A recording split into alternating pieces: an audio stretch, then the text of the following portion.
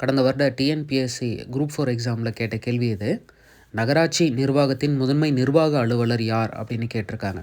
இப்போ இந்த கேள்விக்கான பதிலையும் இதே பாடத்தில் உள்ள மற்ற இம்பார்ட்டண்டான பாயிண்ட்ஸையும் இந்த வீடியோவில் பார்த்துடலாம்.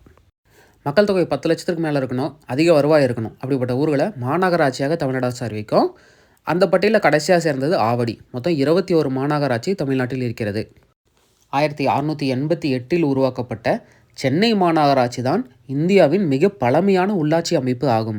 அடுத்ததாக பார்த்தீங்கன்னா நகராட்சி, அதாவது 1 லட்சத்திற்கு அதிகமான மக்கள் தொகை இருக்கணும், வருவாயும் அதிகமாக இருக்கணும், அந்த ஒரு நகராட்சின்னு சொல்லுவாங்க. தமிழ்நாட்டில் ஃபஸ்ட்டு உருவாக்கப்பட்ட நகராட்சி வாலாஜாபேட்டை நகராட்சி ஆகும்.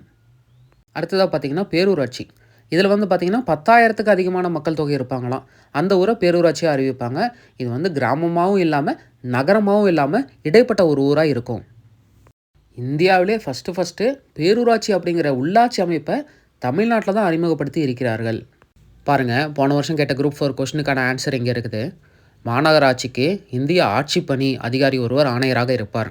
அதே நகராட்சிகளுக்கு அரசு அதிகாரிகள் நகராட்சி ஆணையர்களாக நியமிக்கப்படுவார்கள். பேரூராட்சிக்கு பார்த்தீங்கன்னா செயல் அலுவலர், அதாவது இஓ அப்படிங்கிற ஒரு ஆஃபீஸர் இருப்பார். இதை வச்சு இப்போ அந்த கொஸ்டினை ஆன்சர் பண்ணிடலாமா? அப்படியே இன்னொரு 2 இம்பார்ட்டன்ட் பாயிண்ட் பார்த்துடலாம். ஊராட்சி ஒன்றியம். பல கிராம ஊராட்சிகள் ஒன்றிணைந்து ஊராட்சி ஒன்றியம் அமைக்கப்படுகிறது. ஒவ்வொரு ஊராட்சியிலும் ஊராட்சி ஒன்றிய உறுப்பினர், அதாவது கவுன்சிலர் ஒருவரை தேர்ந்தெடுப்பாங்களாம். கவுன்சிலர்கள்லாம் தங்களுக்குள்ளே சேர்ந்து ஒருவரை ஊராட்சி ஒன்றிய தலைவராக தேர்ந்தெடுப்பார்கள். துணைத் தலைவரும் தேர்ந்தெடுத்துருவாங்க. இந்த ஊராட்சி ஒன்றியத்தோட நிர்வாக அலுவலர் யார் அப்படின்னு பார்த்தீங்கன்னா வட்டார வளர்ச்சி அலுவலர், அதாவது பிளாக் டெவலப்மெண்ட் ஆஃபீஸர் ஆவார். லாஸ்ட்டாக பார்த்தீங்கன்னா நீலகிரி மற்றும் பெரம்பலூர் மாவட்டங்கள் ஒவ்வொன்றிலும் 4 ஊராட்சி ஒன்றியங்கள் தான் உள்ளன.